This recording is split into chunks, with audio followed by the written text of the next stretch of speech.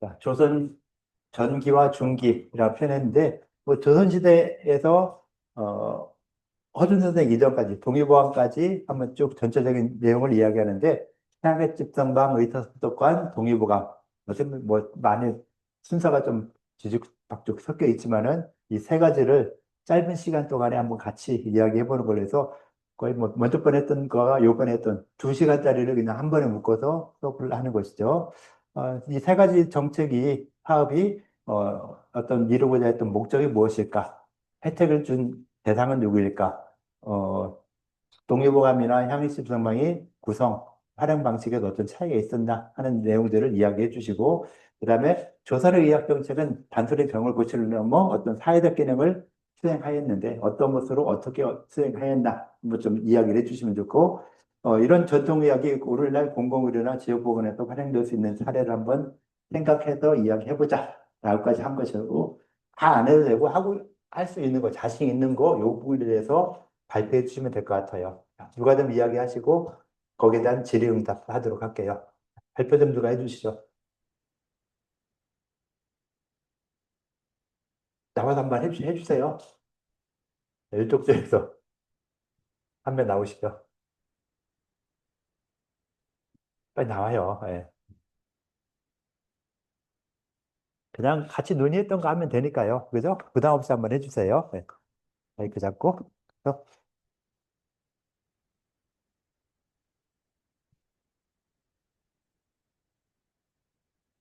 우선 국가가 이 사업을 통해 이루고자 했던 공통된 목적은 공공의료 의료 이쪽 보게 체계, 해주세요. 여기 보게 해주세요. 예. 공공의 의료 체계 마련이라고 생각했습니다. 향약 직성방과 의성 북독반 같은 경우에는 세종과 세조시대에 작성한 위서이고, 따라서 국가가 주도해서 공공의 의료 체계를 마련하도록 한 위서라고 생각했고, 또 동의보감 같은 경우에는 허준이 만들었지만, 그럼에도 민간 백성들에게 알리고자 하는 목적으로 만든 의서이기 때문에, 동의보감 또한 공공의 의료 체계를 마련하기 위해 쓴 의서라고 생각했습니다. 그리고 향약 집성방은 민간 백성들이 약초에 대해 실제로 잘 알 수 있게 급한 위서이기 때문에 일반 백성에게 가장 크게 영향을 주었다고 생각했고, 또 위서 습도권 같은 경우에는 의학 교육 제도이기 때문에 어, 실, 의학을 실제로 사용하는 전문가들에게 크게 영향을 주었다고 생각합니다. 그리고 동의보감 같은 경우에도 협력 직성방처럼 일반 백성들이 쉽게 의학을 접할 수 있도록 만들었기 때문에 일반 백성들에게 영향을 줬다고 생각했고, 향약 직성방은 향약 직성방과 동의보감을 비교했을 때에는 향약 직성방은 약제에 대해 전반적으로 다루면서 약제를 전문적으로 다룬 미서이고, 동의보감은 약제도 다뤘지만 약제를 포함한 다른 의학적인 지식을 전부 체계화한 그런 종합적인 의서라고 생각했습니다. 그리고 나의 생각 부분에서 조선의 의학 정책이 병을 고치는 것을 넘어서 국가의 제도 확립, 그리고 국가- 국가가 국가가 의학을 전반적으로 관리한다는 측면에서 보았을 때 국가의 지도 체계 확립에서도 사회적 기능을 수행했다고 말할 수 있을 것 같고요. 그리고 전통 의학이 오늘날 활용될 수 있는 사례로는 지역 보건소 같은 곳에서 네, 한의 치료를 하는 방식으로 활용될 수 있다고 생각했습니다. 질문도 받아주시고요. 해주세요. 자, 질문 가장 중요한 부분이라고 볼 수 있겠죠? 질문 좀 해주시죠. 자, 발표를 열심히 잘 하셨는데, 질문이 없으면 발표를 제대로 안 들어줬다는 그런 얘기랑 비슷하게 되거든요. 그래서 너무 어려운 질문하면 안 되겠고, 좀 쉬운 걸로 한번 질문, 우리 조에서 생각한 내용과 또 그때 궁금했던 거, 뭐 이런 걸 물어봐도 되고, 좀 질문을 좀 해주시죠. 이때가 최고 힘들어요. 발표한 사람한테 가장 힘든 시간이 이 시간이죠. 좀 도와주세요. 너 혼자 죽어라 이러지 말고 좀 같이 도와줘서 좀 이 진행이 되게 좀 해주셔야죠. 예, 자, 마이크 갖다 주시고요. 저 뒤에 친구한테.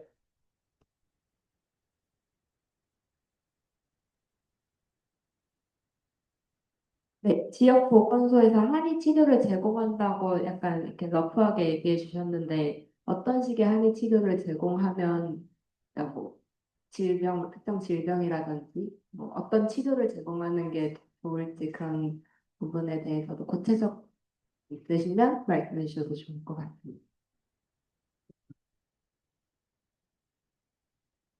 우선 한의학을 사용해서 치료할 수 있는 전반적인 모든 치료가 가능하지만 지역 보건소를 아무래도 자주 이용하시고 즐겨 찾는 뭐 노인분들을 대상으로 해서 뭐 만성 치료를 진행하는 것이 좋을 것 같습니다. 보건소를 자주 방문하시는 분들이기 때문에 만성 치료를 계속 진행하면서 한의학의 쓸모를 더욱 알리고 하는 식으로 진행하면 좋을 것 같다고 생각했습니다. 예. 또 다른 질문 혹시 있을까요? 예, 수고했어요. 예, 예, 이렇게 하시면 되죠. 예. 박수 치면 제대로 쳐주세요. 예.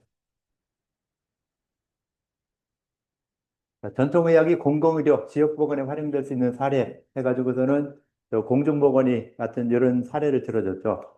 혹시 그 여러분들 보건소에 한방진료실 방문해 본 적 있나요? 네, 없죠. 그냥 들어가서 진료실 들어가서 다니는 학생인데 그냥 놀러 왔다 한번 해보세요. 한방진료실은 거의 대부분 이렇게 바쁘지 않거든요. 예약 안 하고 가도 되니까 예약 안 해도 되니까 주변 보건소 같은 데 한번 가보시고 집이 시골인 학생들은 그 시골에는 보건소나 보건지소 많이 있죠. 그 보건지소 같은 데 한번 가보시면은 공보이가 한 명씩 있는데 이놈의 공보이들이 다들 도망 다니라고 바쁘지만은 하여튼 그래도 한번 가서 이 공보이 선생님 좀 만나서 한번 이야기를 해보세요. 예. 모든 건 아니고 가능하면 많은 데서 있게 하거든요. 그래서 그 보건소라든가 또는 뭐 공공병원에 해당되는 이런 데는 한방진료과가 다 있어요. 그래서 그런 데 가서 한인 학생인데 뭐 공부를 어떻게 공부하냐 또는 뭐 지금 있는데 어떻게 하냐 하는 거 뭐 여러 가지 물어볼 수 있겠잖아요. 그래서 그런 걸 한번 물어보는 것도 의미 있지 않을까라고 생각을 해요. 그래서 공공의료 같은 이런 부분을 갖다 이야기했고요. 또 이제 다음 발표를 또 누가 좀 앞에서 했던 거랑 좀 다른 내용으로 발표를 좀 누가 해주시죠. 아까 이쪽 대에서도 열심히 이야기를 했었는데 누가 한번 나와서 발표해 주시죠. 자, 가위바위보 하든 뭐 하든 눈치 게임 하지 말고 가위바위보 빨리 하세요. 예.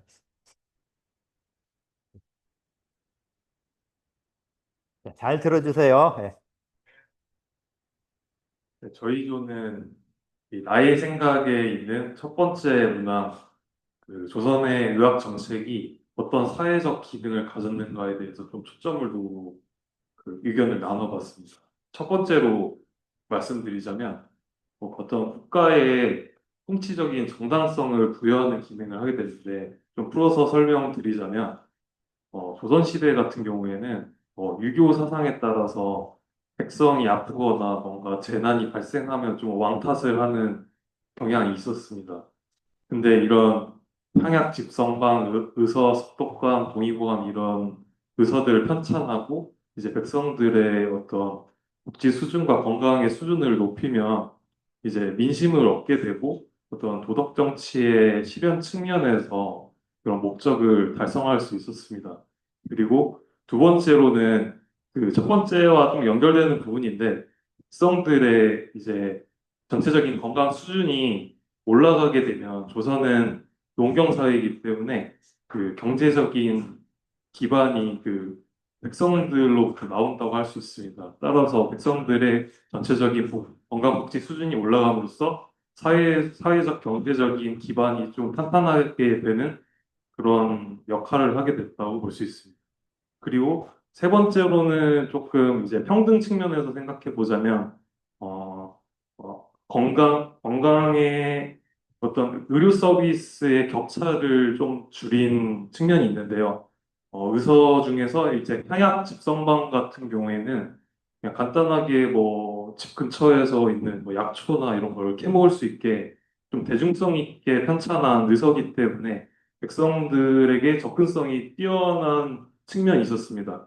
따라서 어, 그런 의료 서비스를 그냥 근접한 상황에서 이제 얻을 수 있었다. 그런 기능이 있었고요. 그리고 마지막으로는 이제 의사소통관의 어떤 시행 시기를 생각해 봐야 되는데, 뭐 이때 약간 의생이나 의녀들을 양성하는 그런 제도가 생겼다고 해요. 이게 조선 중기 한 성종 무렵 그 시기로 알고 있는데, 이제 저희 조원 중에 한 분이 이제 말씀해 주신 게, 예전에는 이제 여성의 그 의료 서비스 수준이 좀 더 현대보다는 낮았잖아요. 유교 사상에 따르면 약간 남녀 간에 이렇게 접촉하는 것도 조금 이제 꺼리게 되고 그랬는데 의료 시스템이 도입됨으로써 이제 여성 진료를 좀 더 적극적으로 할 수 있게 되고 그래서 여성의 건강복지 역시 올라갔다고 생각할 수 있습니다.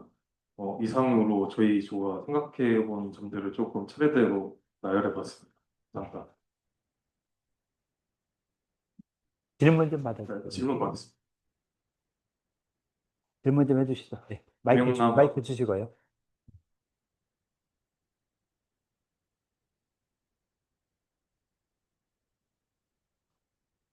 백성들의 호응을 향약 정방이나 공의보감 보급을 통해서 이제 좀 이뤘다는 메시지로 저는 들었는데요. 근데 이제 저때 당시에 조선이 신분제도가 좀 본고화가 돼 있어서 한자를 읽을 수 있는 비율이 10% 정도 미만 정도인 걸로 생각이 드는데 그러면은 이제 그 대다수 백성의 호응은 어떤 식으로 끌 수 있었는지 좀 궁금합니다. 왜냐면 계층 자체가 좀 높은 사람들한테 대상으로 보급이 된 게 아닐까라는 생각이 들어요.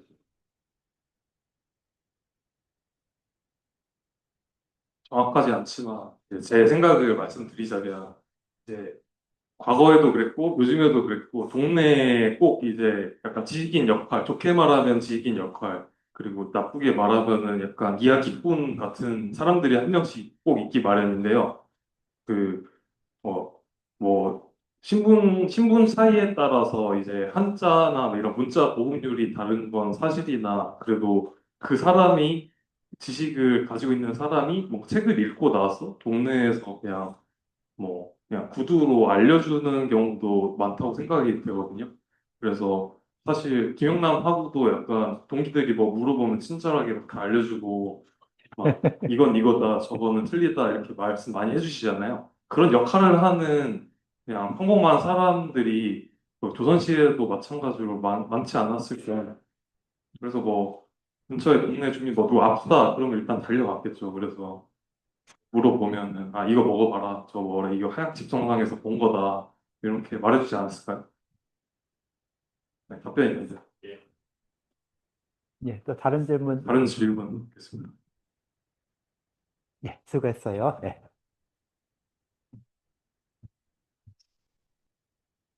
예, 한 개만 더 발표할까요? 한 점만 더. 이쪽도나 이쪽도. 자, 눈치 보자는 건 나와서 한번 해주시죠. 간단한 요약만 한 가지만 이야기하시면 될 것 같아요. 자, 이쪽도 누구 나오시죠? 눈치 보지 말고 나오세요. 예, 예, 눈치 안 봐도 되니까 하고 싶은 이야기 하시면 돼요. 예.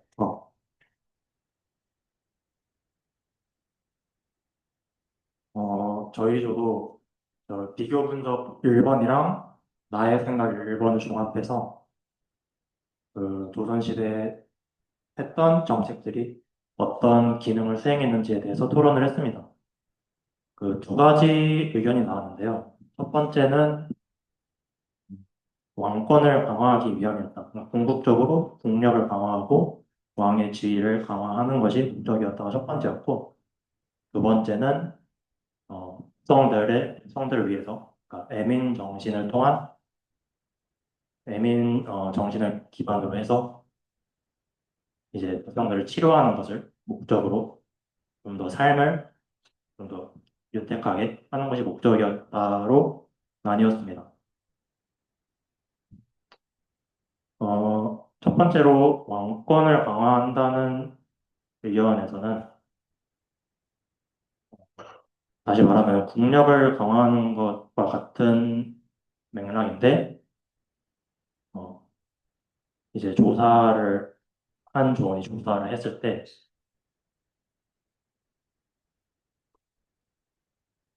그 조선 초기부터 세종이 다스리던 시대까지 조선 땅에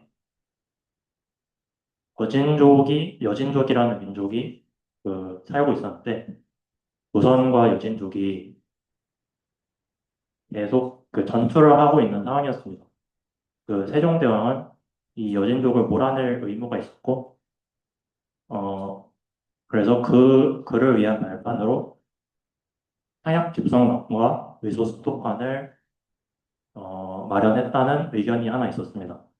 이 주장의 근거가 되는 게 하나 있었는데, 한약 집성방이 간행된 날짜가 세종 15년이고, 세종이 압록강에 있는 여진족을 몰아내서 사군 육진을 개척하기 시작한 연도 또한 세종 15년입니다.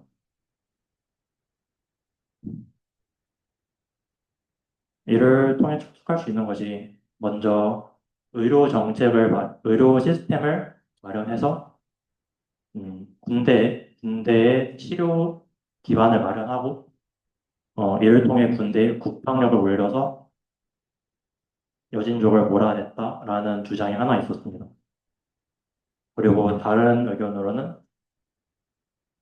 이제 아까 말씀드렸던 애빈 정신, 백성을 치료하기 위해 했다는 의견이 있었는데 이 의견을 내신 분이 첫 번째 의견을 반박을 하셨는데 시기상으로 봤을 때 사군 육진을 만들어낸 시기와 상약 즉성방을 간행한 시기가 같을 수는 있겠지만 이는 뭔가 계획되었다기보다는 우연에 가깝고 애초에 세종대왕이 즉위 기간이 짧기 때문에 이를 그러니까 보통 이런 거를 계획할 때는 좀 더 긴 시간을 마련해야 되는데 세종대왕은 20년에서 30년밖에 안 되는 즉위 기간이 20년, 30년 정도로 되게 짧았고 그래서 이런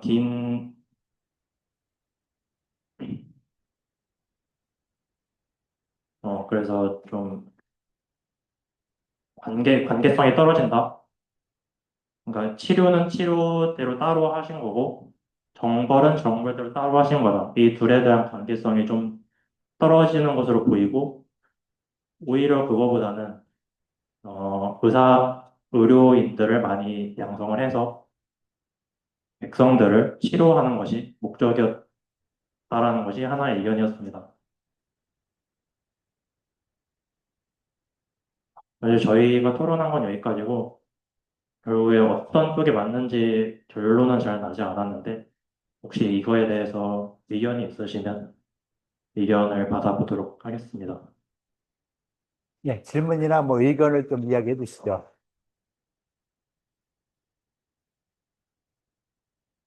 자, 누가 좀 도와주세요. 어렵게 나와서 발표를 하는데 좀 도와주셔야 되겠죠. 다른 의견도 좋고, 안 그러면 뭐 질문도 좋고요.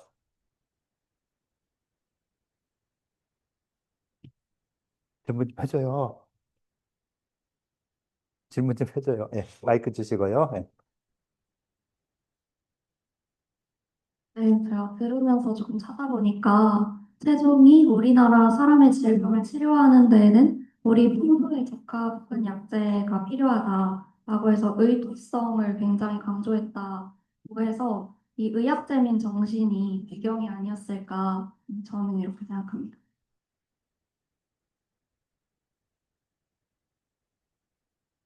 감사합니다.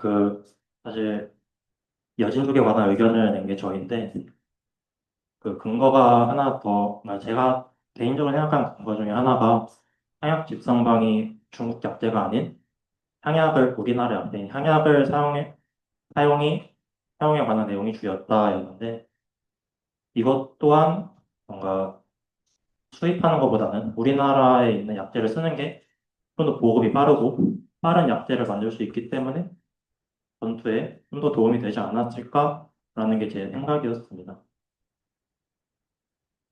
예, 수고하셨어요. 예.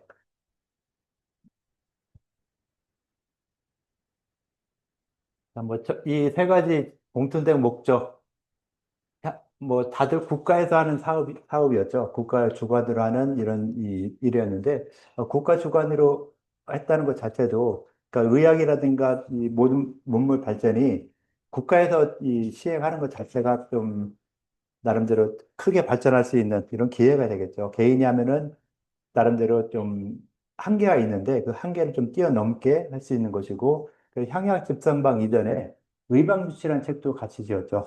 의방주치라는 책이 향약 집성보다는 훨씬 더 커요. 둘 다 내용은 비슷하죠. 책들을 옛날 책들을 다 모아놓은 이런 부분이 되는데 향약 집성방을 한번 책을 볼게요. 어떻게 되어 있나 보면은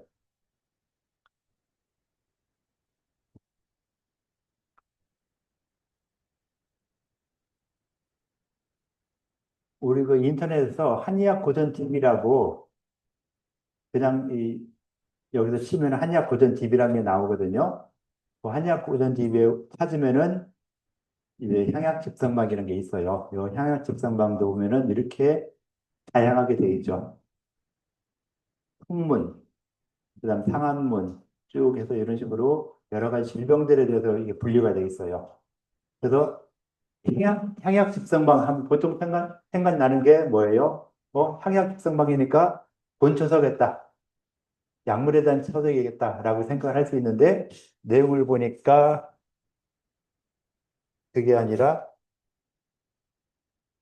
한약 고전 TV 보면 내용을 보니까 이렇게 풍문부터 시작해서 한문, 풍한서습조화, 그리고 육기에 대한 설명부터 먼저 나오죠. 이 풍문이 가장 앞에 있는 이유는요.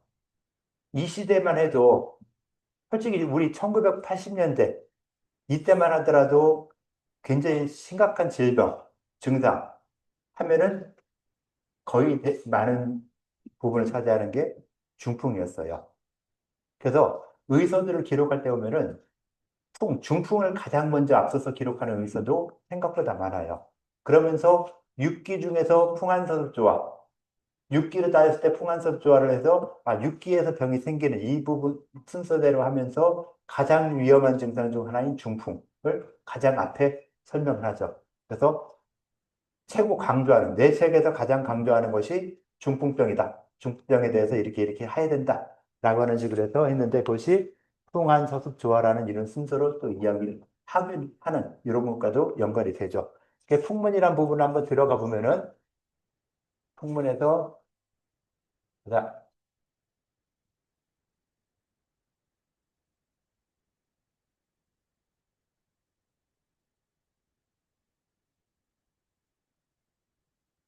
갑시다. 예, 접속사가 많아지면은 이렇게 좀 늦어지는데, 아까 이렇게 풍한수는 좋아라고 해서 이렇게 나와 있고, 거기에 대해서 약에 대한 설명이 아니라 증상에 대한 설명도 쭉 해줬어요. 증상에 대한 설명 쭉 해주고 또 거기에 대해서 쓰는 약재들 뭐다 뭐다 하면서 거기에 향약을 써라 라고 했고요. 그다음 마지막에 가면은요. 각각 해서 뭐 부인과 소아과 간 다음에 본초라고 해서 이렇게 본초가 따로 나와요. 뒤에. 향약 본초라 해서 이제야 요 부분 있죠. 여기 76권부터 끝까지가 향약 본초라고 해서 약물에 대한 걸 쓰는데 향약을 위주로 해서 써졌어요. 지금 나오냐? 그래서 향약을 위주로 해서 써준 이런 부분이고 그래서 이런 나오는 설명들은 그렇게 일반적인 의사랑 똑같아요. 그래서 이 내용들을 갖다가 이런 모양처럼 동의보감서도 이런 형식으로 글을 쓴 것이죠. 이런 형식 쓰는데 목차는 바꿨어요. 동의보감에서. 풍환서조화로 쓴 게 아니라 동의보감에서는 몸을 갖다 놓고 사람 몸에 대해서 이야기할 때 가장 중요한 게 무엇이냐? 그래서 우리나라 조선의 의학에서는 정, 기, 신 이 세 가지가 인체의 보배다. 어떻게 보면 도가니 사상이 들어간 것이죠. 정기신을 갖다가 가장 앞에 써주고 그 다음에 머리끝부터 발끝까지 겉의 모양을 이야기하고 그 다음에 내경편에서 장부를 갖다 이야기해주고 그 다음에 잡병편에서 병에 대한 이야기를 쭉 놔줬는데 그 글을 쓰는 내용들은 이것처럼 이렇게 어느 해당되는 증상들에 대해서 쭉 이렇게 써주고 거기에 대한 설명들을 해주고 또 거기에 대한 증상에 대한 설명들 항하는 노복증에 대해서 이렇게 여러 가지 써주는 이런 것들은 다 비슷하게 써졌어요. 그래서 동의보감이 어떤 편찬하는 데 있어서 이런 향약집성방이나 의방집회 같은 이런 책들도 굉장히 영향을 미쳤을 것이다 라고 볼 수 있겠죠. 그래서 이렇게 나가고 있는 이런 부분이 되는데 그래서 이 향약집성방이라 해서 약에 대한 것만이 아니라 의학 전체에 대한 내용들을 같이 기록한 이런 책이다라는 걸 한번 또 생각해 주셔야 돼요. 요거를 어떻게 하다 보니까 윤 교수님하고 내가 번역을 상당 부분 했어요.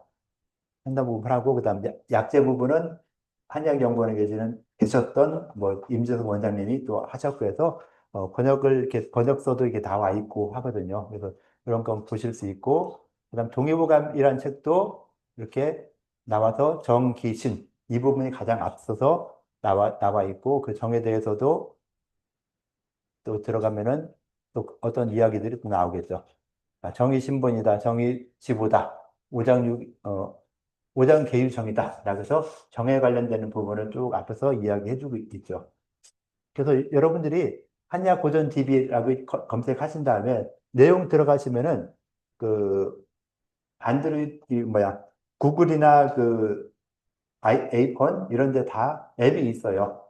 둘 다 아마 내 손 안에 동의보감이라고 앱을 찾으시면 있거든요. 핸드폰 같은 데도. 거기다가 좀 깔아 놓으세요. 그거는 동의보감은. 동의보감 언제 어디서 필요하잖아요. 그렇다고 내가 책을 들고 다니기 좀 그렇죠. 그러니까 그냥 여러분들 이 디바이스에 내 손 안에 내 손 안에 동의보감 한번 찾아서 검색해서 내 손 안에 찾으면 몇 가지 나오겠죠. 그래서 거기서 동의보감 있는 거 한번 깔아 놓으시고 동의보감 수시로 보실 수 있으면 좋을 것 같아요. 내용은 다 이거 똑같이 나와 있고요. 요게 또 들어가면은 요 아래 내용들 또 이야기 되겠죠. 정의지불화 해서 이렇게 나오고 원문 나오고 번역문 나오고 원문 나오고 번역문 나오고 하니까 보기는 좀 편안하게 돼 있죠. 그래서 쭉 다 볼 수 있게 하니까 그냥 여러분들 디바이스마다 다 깔아놓고서는 동의보감 언제 어디서만 찾아볼 수 있게 하면은 좀 더 좋을 것 같아요.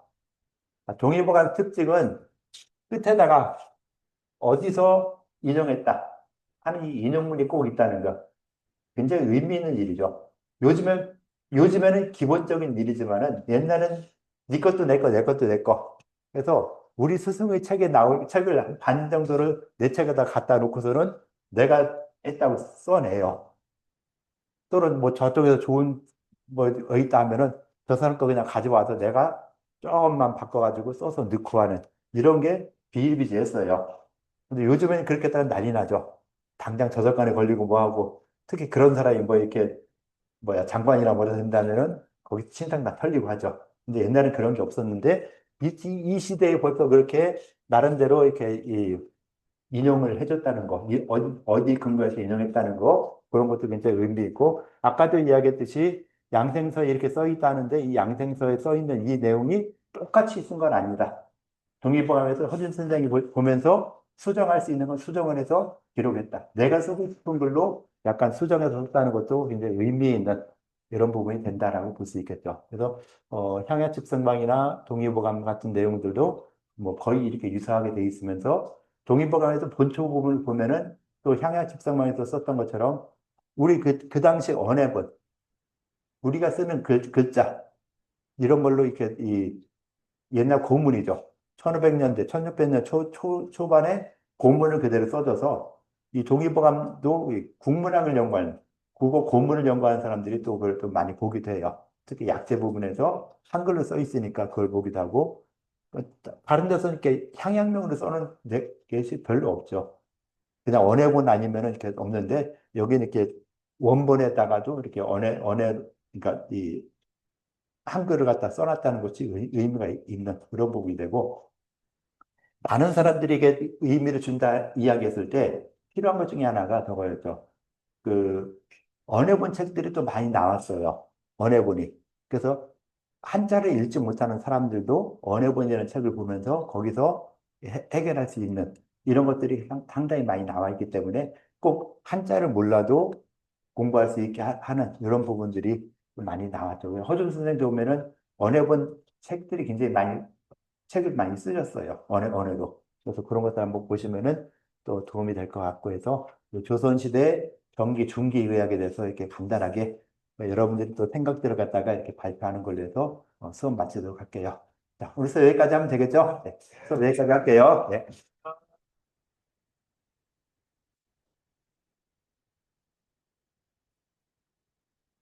컴퓨터 꺼주고 가세요.